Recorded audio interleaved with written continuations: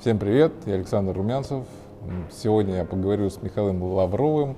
Будем говорить о деревянном строительстве, о новых технологиях и традиционных технологиях в малоэтажном строительстве. Добрый день, уважаемые. Меня зовут Лавров Михаил. Я доцент кафедры технологий деревообработки и деревянных конструкций Северо-Восточного федерального университета. Огромное спасибо Александру Румянцеву за приглашение на съемки. Спасибо, что согласились и уделили время.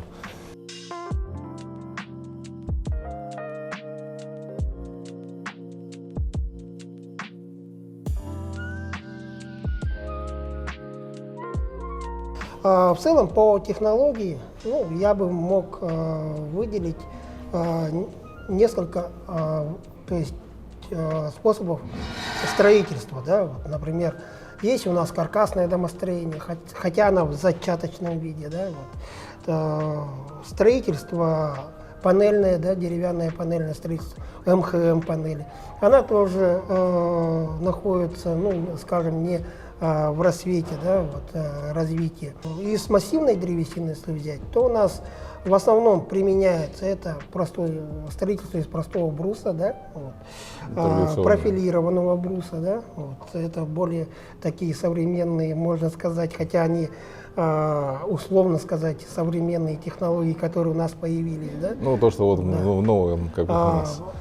Оцилиндрованное бревно, строительство домов из оцилиндрованного бревна. И, конечно же, технология строительства из клееного бруса, которая тоже у нас в республике уже не то, что в зачаточном, а уже она упала, то есть ее нету. Производителем была компания «Алмаз», сейчас она закрыла это производство, практически не производит клееный брус. Не было такого, как сказать, востребованности, что ли? Понимаете, клееный брус, он требует щепетильного подхода к производству. То есть более такой сложный и качественный, как сказать, подход к строительству, то есть более высокое качество. Не к строительству, а к производству самого бруса. Потому что если честно, да, сказать, производство бруса здесь, клееного бруса, да, зависит качество, да, зависит от используемых клеев. Раньше у нас использовались какие клеи? Это тюрмер, да, в основном. То есть ПВА клеи, на водной основе. Да, на водной основе, можно сказать, да. Потом стали производить на пеноуретановых клеях, ПУР клеи называют, да. Она не требует особых таких регламентов. Да, Главное, чтобы древесина была не очень сухая. То есть в некоторых случаях даже ее увлажняют, то есть опрыскивают водой. Вы знаете, что, например, пена монтажная. Что мы делаем? Перед тем, как поставить окно монтажное, да, мы ее опрыскиваем водой. Именно потому что пеноуретан, он взаимодействует с водой и при этом больше адгезии и так далее у нее образуется. Поэтому пеноуретановый клей стал повсеместным. Даже в Алмасе стали производить, скажем, клееный брус из пеноуретана. Но опять же, какой недостаток есть у пеноуретанового клея? Это ее малая огнестойкость. То есть, по сути, пеноуретан при нагревании она размягчается. То есть при температуре 90 градусов клеевые швы могут разрушиться. Вот и все. Основной недостаток. А в целом это очень отличный клей, скажем, снаружи. То есть наружные стеновые конструкции, да, ограждающие, из них делать, это одно из самое лучшее. Клееные балки, я бы не стал заморачиваться, потому что она все-таки имеет ползучесть, и, скажем, балки, изготовленные из пеноуретана, она не будет такой же жесткой, как изготовленные из ПВА клеев. Понятно, все-таки да? там в целом самое лучшее, это, конечно же, сделано из меламинового клея, да, то есть это уже двухкомпонентный клей, но технология ее очень сложная, клеи имеют малый срок жизнеспособности, да, вот, то есть она быстро портится, да, в течение полугода. Поэтому здесь никто ее и не возит, и не будет клеить, по сути. Это нужна уже химическая промышленность у нас в республике. То есть у нас здесь должна быть клееварильный цех, который варит. В общем, это осложняется вот производственной цепочкой. Да, и сама технология нанесения, она тоже сложная, потому что там две форсунки опрыскивают, да, одновременно. При этом концентрация отвердителя и связующего там должна быть в определенной, ну, как бы последовательности производиться. Ну, вот, кроме вот традиционного вот строительства, ну, из обычного бруса и вот из бревен, у нас в республике, ну, какая технология популярностью пользуется на текущий момент? Ну, я предполагаю, что 70% это брус простой, да, идет. Строительство из простого бруса. Почему? Потому что ее может построить любой вчерашний физкультурник. Да? Ну, одним словом, бригада собралась и начинают строить такие дома. Какие недостатки? Да? Ну, опять же, продуваемость стен, да, возможно, низкий эстетический вид, то есть зданий, построенные из бруса, по сравнению, например, с профилированным. Да? Вот профилированный брус, это, скажем, уже относится к домокомплектам заводского изготовления. То есть подразумевается, что у нас брус изготавливается, профилируется. Далее что делается? Именно зарезаются чашки под проекты, да, определенного дома. И уже на строительной площадке в виде лего собирается. Да, вот, как конструктор. Да, как конструктор. Если взять, например, тот же простой брус, то это получается просто погонажное изделие, из которого вы собираете, ну, на месте там да, уже на месте, но при этом не, как бы не отвлекаясь на проект. То есть построил здесь примерно у нас проем, оставил этот проем, разделил, да, в конце можно даже распилить, выбросить эти кочеврышки, да, вот, скажем, квадратные. Вот и все. Помимо этого, конечно же, вот в последнее время у нас развивается, то есть профилированный брус это стал уже развиваться у нас 3 года назад, наверное, один из лучших производителей, да, вот, все зависит от станков и технологий, да, кто производит, вот, не реклама просто.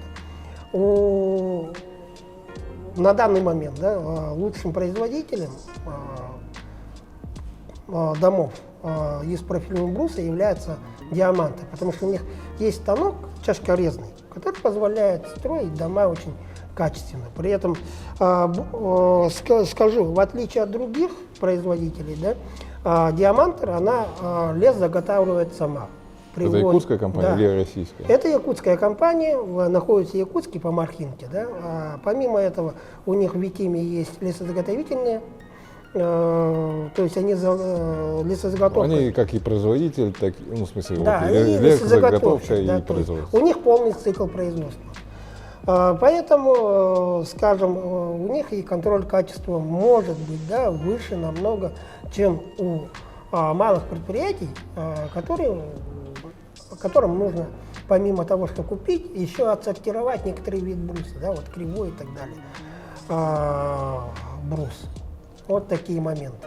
По оцилиндровке тоже скажу, вот это уже, она с 2000 года тоже строятся такие дома, да, много домов. Опять же, один из ярких представителей является Диамантер. Почему оцилиндровка лучше? Да? Вот, строительство ничего не требует.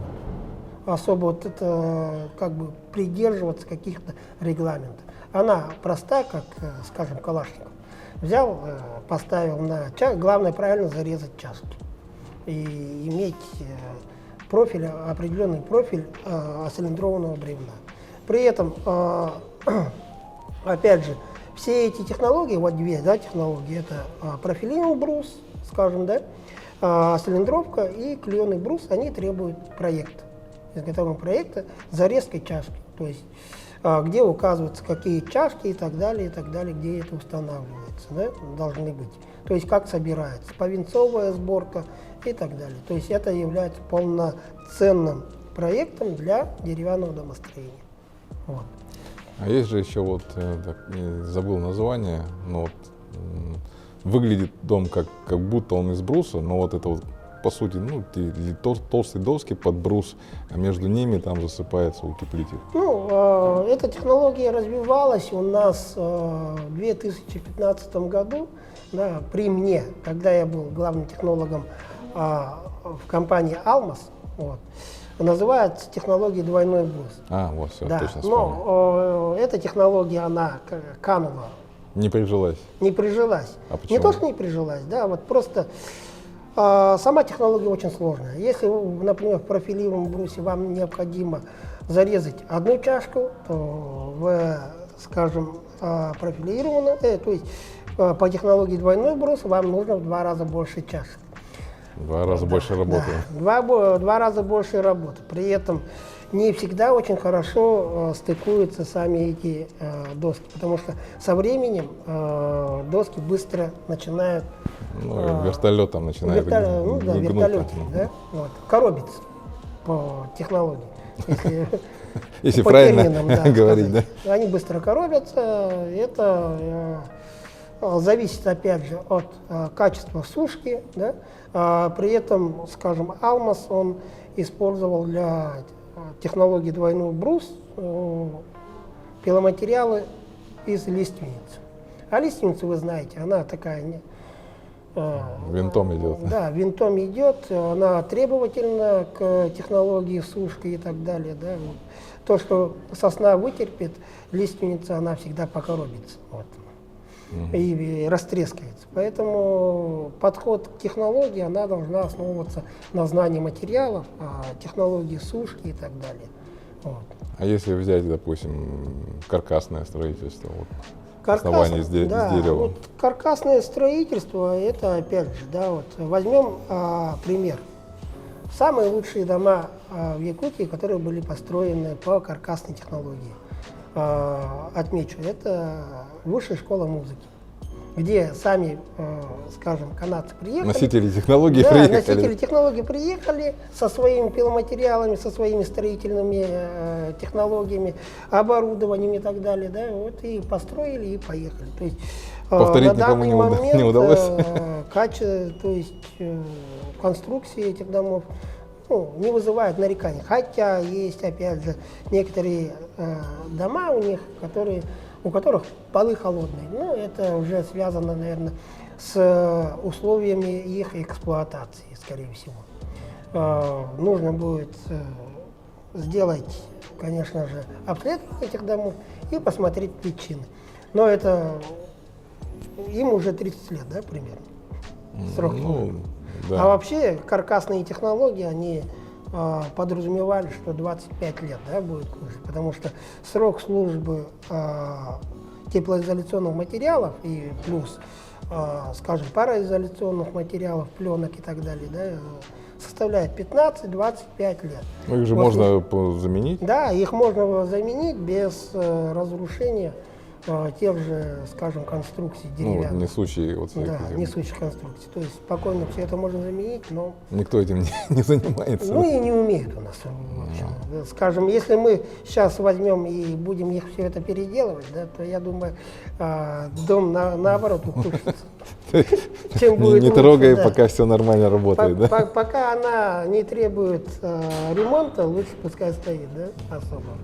Тут, скорее всего, там просто снесут и заново будут строить, я так думаю. Да, вот. И к чему мы приходим, да, вот, если мы говорим про технологии деревянного домостроения. Технология деревянного домостроения, она всегда требует культуры производства.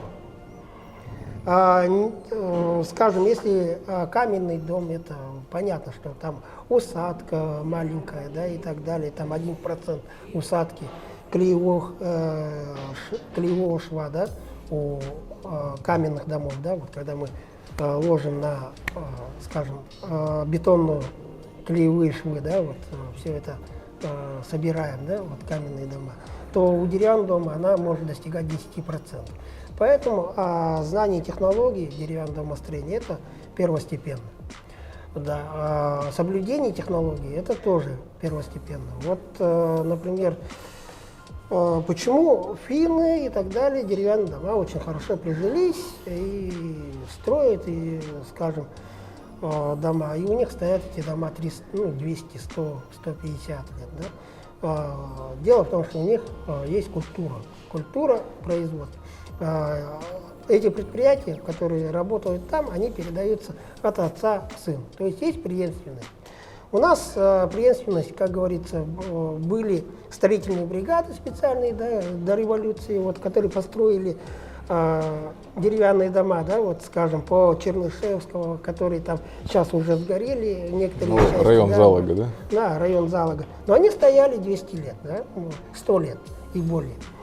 Почему? Потому что, опять же, у них была преемственность и так далее. Все это закрылось, когда у нас после революции, да, вот все люди, которые строили, им уже запретили этим делами заниматься. То есть должны были строить предприятия огромные. А предприятие что нужно? План. План выполнить и так далее. В данном случае у нас тенденции вот, строительных компаний начинаются вот такие, да, преемственность какая-то идет. Да. Вот есть компании, которые работают более 20 лет, это опять же Алмаз и так далее, да, но опять же Диамантер, да, возьмем. Из новых компаний я могу отметить Шишкин дом, да, вот, то есть они уже говорят, что есть какая-то преемственность поколений, вот, например, история создания у них даже вот есть, да, Шишкин дом, да, вот, себе хорошую историю они создали, да, о том, что их предок построил первый острог. И с этого, поэтому в честь него его внуки и так далее построили, то есть создали компанию под именем Шишкин дом. Это якутская компания? Это в якутской компании. Вот такая, то есть уже начинается вот такая тенденция, что преемственность технологий именно потихоньку компаний, начинает да, возрождаться. Это уже показатель качества деревянных домов. Ну, это так и должно быть. Да? Вот, например, очень много строителей, которые говорят, что построили дом, и они у них стоят. Сколько лет стоят? 10 лет. Ну, это мало для деревянного дома. Именно деревянные дома, они вообще здания, да, они качество определяется 25 и более лет, да, вот когда уже такие дома отслужили, ну, служат хозяевам более 25 лет. Вот от этого уже можно смотреть, качественный дом или некачественный. Ну, уже на мой взгляд, за это время уже и строитель состарец, кто там. Ну, вот для этого и у нас должна быть преемственность компаний. То есть компании, которые создаются, они должны быть передаваться от отца к сыну. От отца к сыну и так далее. То есть именно по зарубежному типу. Вот даже, скажем, смотришь английские компании, которые производят мебель, да, вот создано в 1912 году. Ну, вот так и говорят, да. То есть и передается от отца к сыну и так далее, и так далее. Она развивается, становится холдингом, но, как говорится, все равно создатель, он стоит во главе, да, вот, кто создавал и так далее, и как он эту технологию передает следующему поколению. Хотя, может быть, и компанию у него выкупили в каком-то смысле. Ну, там тоже не весь процент. Да, не весь процент, но все же, как у них есть история строительства. Да. Ну, там скорее передача технологий, чем, наверное, вот, потому что не у всех большая семья, не все там, поколения, ну, сыновья там идут по линии родственника, да, то есть продолжают дело там, ну, отца, там, создателя и так далее.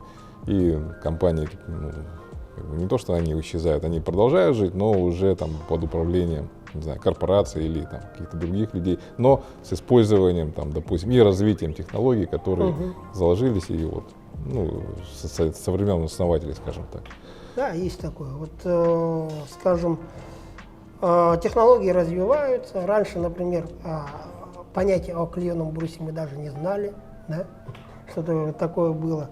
Есть. Она началась в Германии в 1945 году, и при этом если у специалистов, то есть проконсультироваться по этому поводу, да, просто говорят, это была одна из технологий утилизации низкокачественной древесины. Вот и все.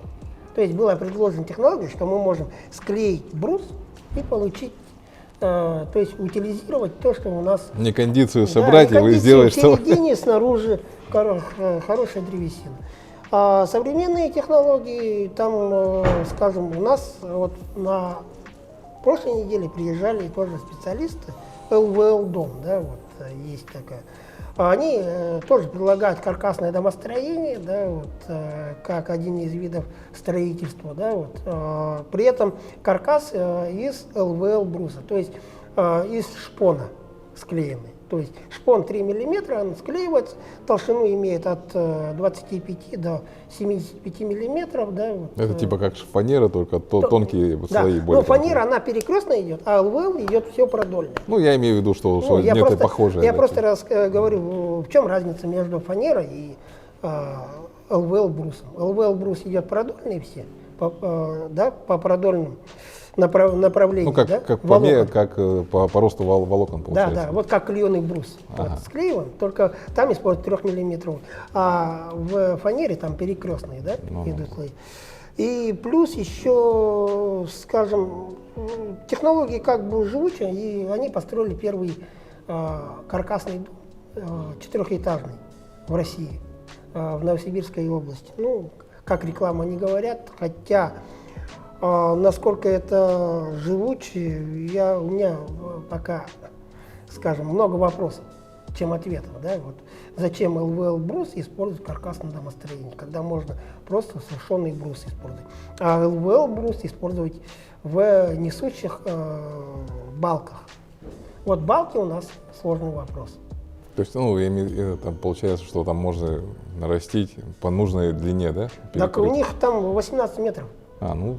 Максимальная длина. То есть, если нужно, то балки просто использовать ЛВЛ балки. Да? При этом она может быть шириной до метра. То есть, захотим утеплить 50 сантиметров, заказали ЛВЛ брус толщиной, ну, скажем, 35 сантиметров, да? Вот. И ее утеплили снаружи тоже 50 миллиметров, то есть 15 сантиметров утеплителя. Таким образом мы создали теплый дом. Чего невозможно, например, сделать из как массивной древесины. Массивная древесина, ну, брус, вы представляете, 18 сантиметров максимальная, да? 20 сантиметров найти брус уже сложно. Вот, например, смотришь каркасные дома, которые были произведены, то есть здесь построены в музыкальной школе. Там толщина идет 30 сантиметров балок. При этом это доски не клееные, массивная древесина, у них просто толстая древесина такая же. Нашли на тот момент. Ну да, у нас в целом вот даже ГОСТ регламентирует максимальный размер, это 205 миллиметров вроде было, 250 миллиметров. Все, больше нет по ГОСТу, да? Вот. Почему? Потому что чем больше древесина, тем она, как говорится, говорится, что она быстрее коробится, да? Хотя, если смотреть древесину, которая имеет большие диаметры, у них там идет центральные доски, а там коробиться нечем. Там радиальные доски. Радиальный распил, то есть самый такой хороший пиломатериал. Ну вот я вот все думаю, в какую сторону пойдет технология, вот допустим, не все же технологии они приживаются. Угу. Ну, вот, смотрите, была такая компания, например, Табагинская лесная компания. Да. Вот, она начала производство клееного бруса, да, тоже профилированного. При этом еще и производили окна. То есть оконные пакеты из массива. Деревянные окна. Не прижилась, а почему? А потому что было не в то время создано. То есть это 90-е годы, когда зарплаты у населения не было, чтобы себе такие вещи такие ставить. вещи заказывать, да. Понятно, что массив это всегда Задорого, да, дорого стоит. Вот когда говорят, что построим деревянный дом, да, и думают, что это будет дешевле, чем каменный дом, они все заблуждаются. Высокоэтажные, если мы даже деревянные дома построим, она будет дороже, чем каменные дома. Ну, по сути. Да, почему? Потому что для деревянного дома, вообще, по сути, деревообработка – это высокотехнологичное производство. Если вы, вот, например, бетон, что тебе нужно? Форма, залить бетон и, скажем, ну, максимум вибратор, да, который Распределит там все. убирает поры. То в деревянном деревообработке это станки с ЧПУ, это фрезера, это сушильные камеры, где нужно соблюдать все технологии. То есть самая максимальная технология, где собираются, это деревянное домостроение, но то есть деревянное домостроение и вообще деревообработка, по сути, да, из строительных технологий.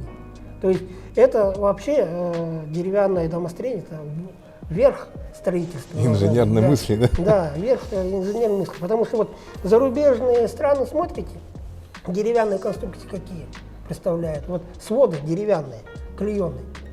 Это очень высокие технологии. Скажем, далеко не идем. Здесь у нас кружала. Деревянные, клееные конструкции, да, у нас. Большого пролета.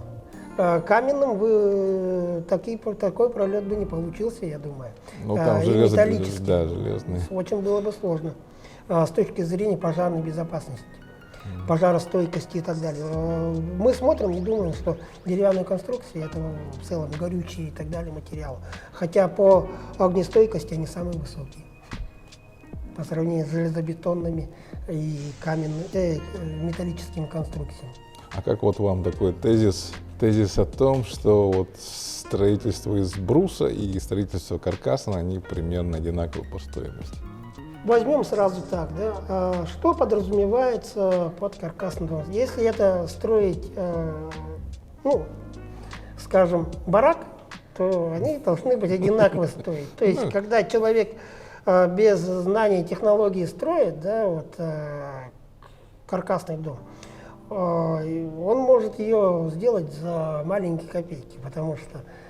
Не, я имел в виду, что вот по стоимости материалов. По стоимости и там я по вам затратам. скажу примерно, да, вот каркасный дом, он будет, хороший каркасный дом, построенный по всем канонам технологии, она не будет ниже, чем каменный дом.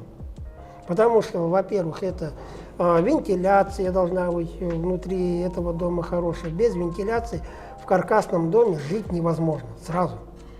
То есть, если у нас нет хорошей вентиляции в деревянном доме, в каркасном доме, да, летом там жарко просто. Как термос. Да, не то, что термос, а вот представляете, есть такое понятие, как инерционность материалов, да, термин. То есть, насколько она быстрее остывает. Вот, например, каркасный дом, есть такое, например, данные, да, вот, канадские, да, вот, американские данные, о том, что каркасный дом, он остывает за 14 часов. То есть при минус 40 градусах. В течение 14 часов вы должны все, то есть... Возобновить питание, да? Возобновить все питание. Если вы опоздали, это у них очень качественные дома. Очень хорошие утепленные дома. Вот. У них хорошая вентиляция. Вот. И вы представьте, у них всего лишь 14 часов выдают. Каменные дома, у них идет 52-48 часов остывания. Почему? Потому что материал инерционный. То есть тепло вбирает, как каменные дома, да, и потом, когда у нас начинает, скажем, отопление отключилось, она постепенно отдает это тепло внутрь здания. А у нас как идет каркасный дом? Он не вбирает и не отдает себе, да, это термос. Но в любом доме есть такое понятие, как вентиляция. То есть через вентиляцию весь этот теплый воздух, он выходит. При этом 30% тепла всегда выходит через вентиляцию, через окна. Еще там 15%.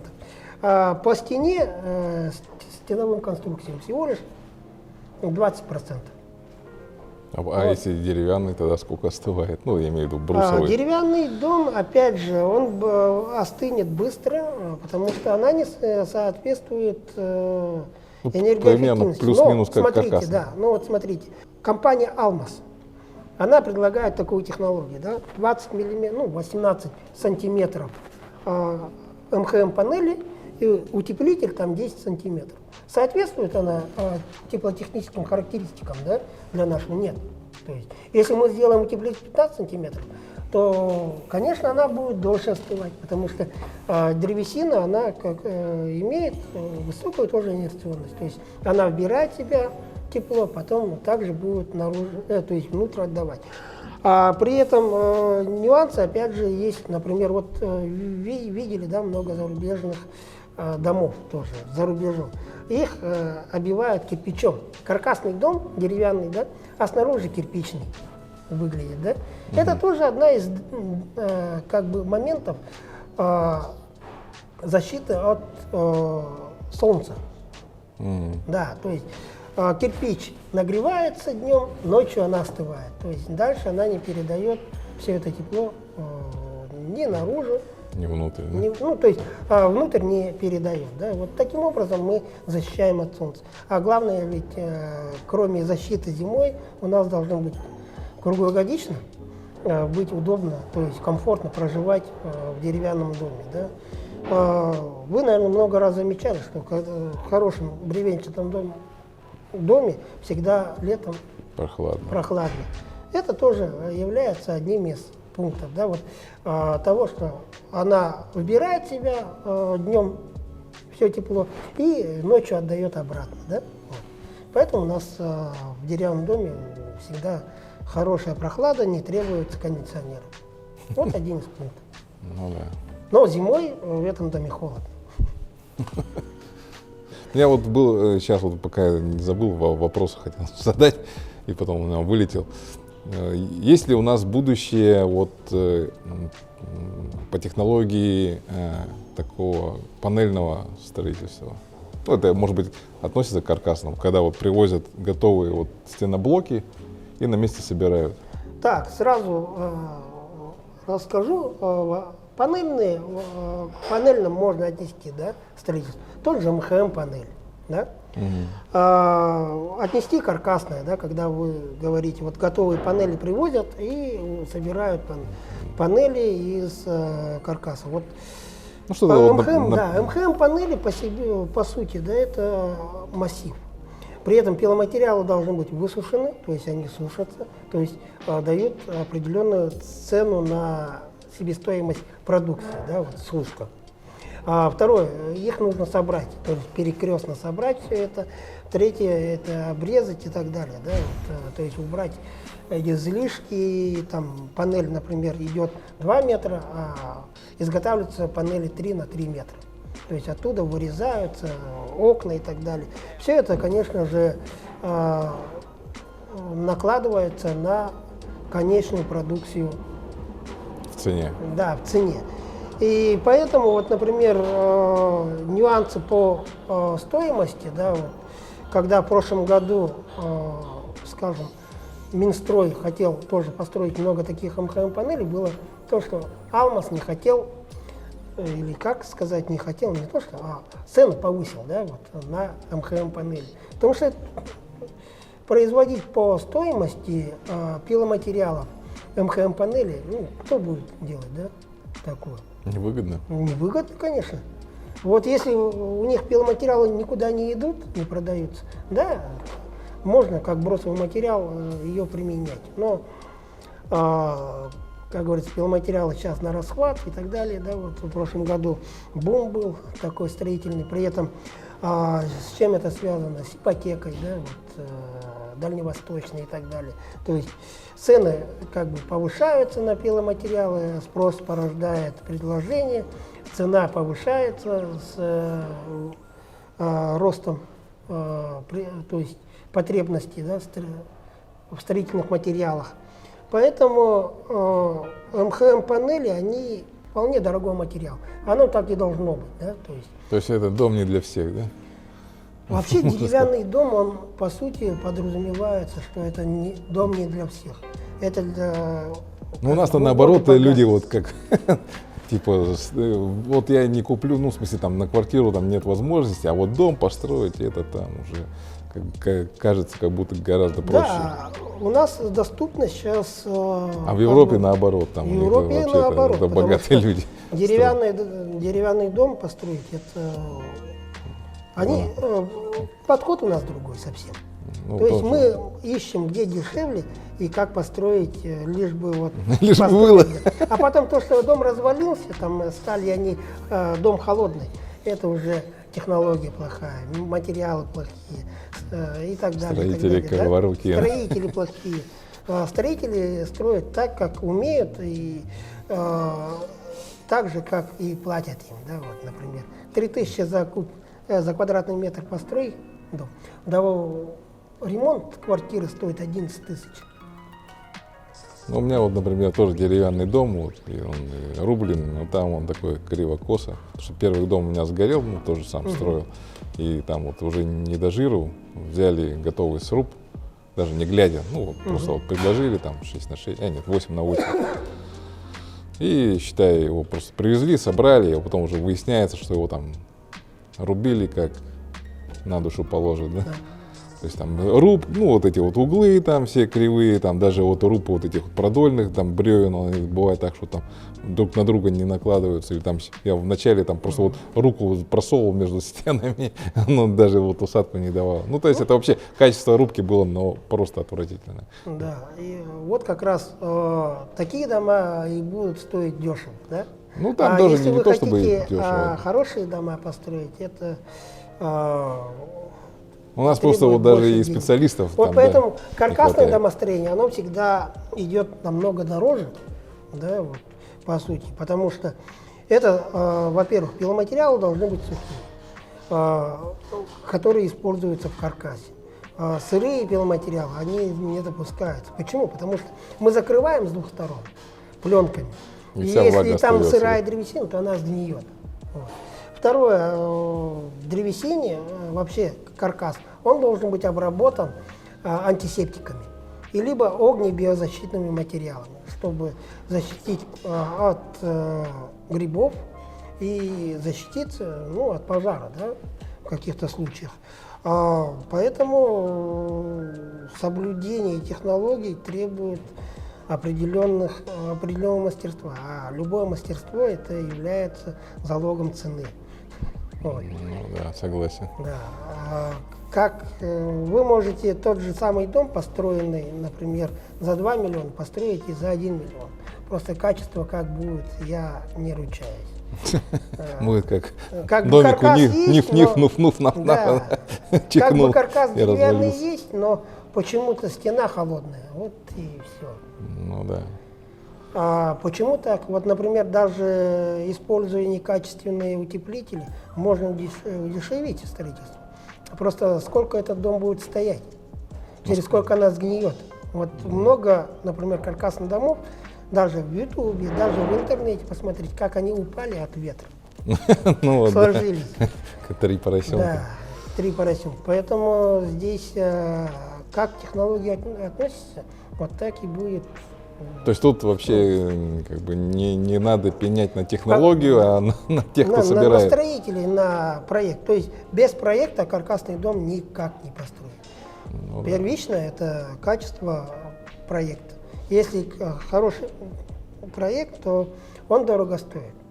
Вот из, скажем, центральной России, это компания «Русь». Она очень круто строит, круто проектирует каркасные дома, да? Вот.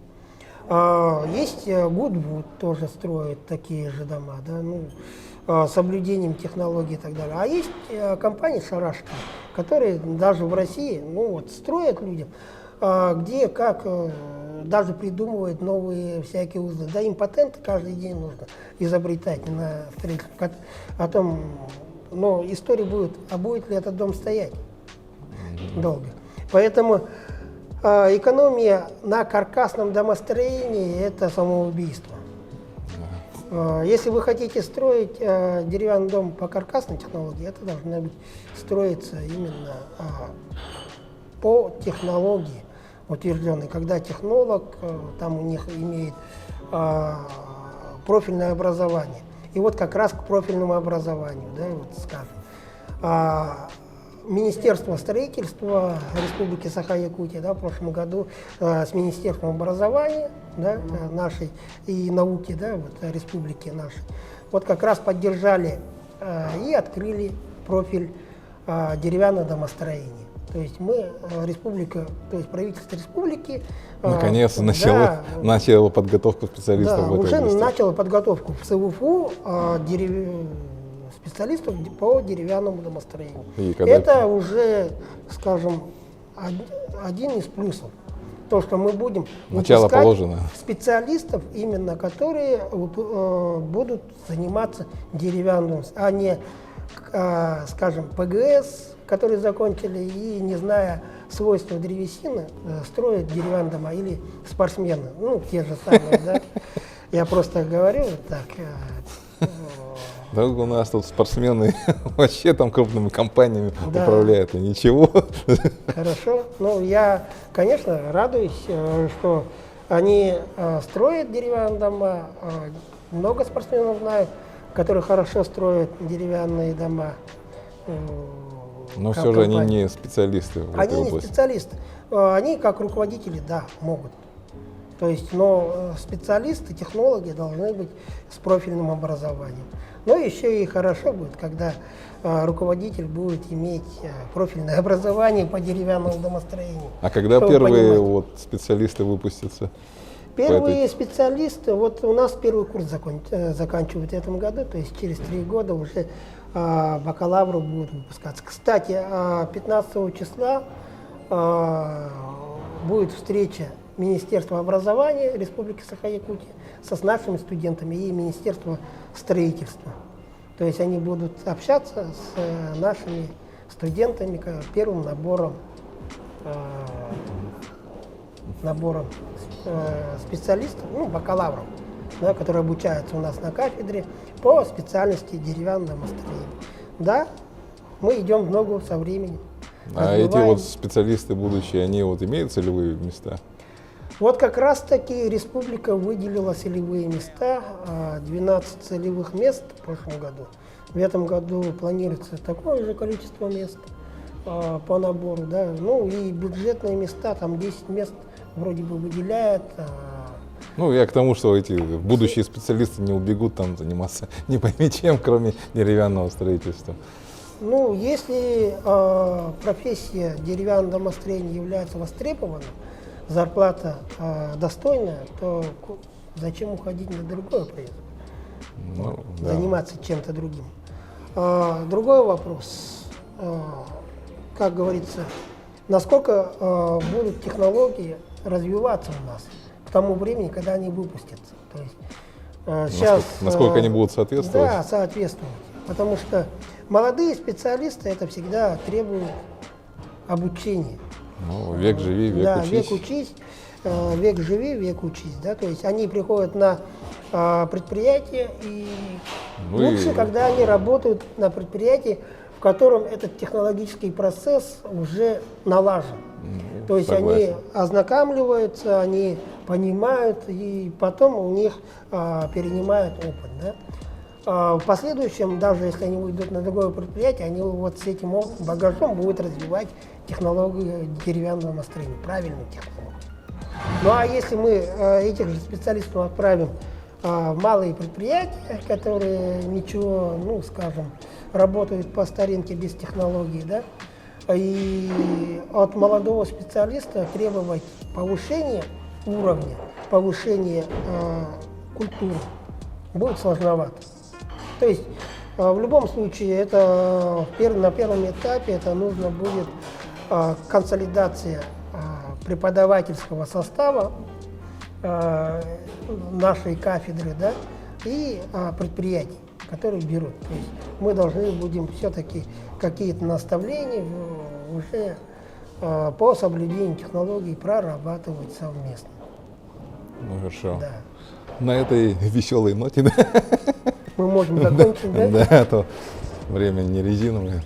Сегодня у меня в гостях был Михаил Лавров. Мы поговорили о деревянном строительстве в республике, о новых технологиях, которые применяются, о традиционной технологии, которые в большом количестве строятся, да, вот, имею в виду деревянное строительство из бруса, и какие технологии применялись, и какие из них перестали применяться, по каким причинам, о подготовке специалистов в этой области. Надеюсь, вам будет интересно.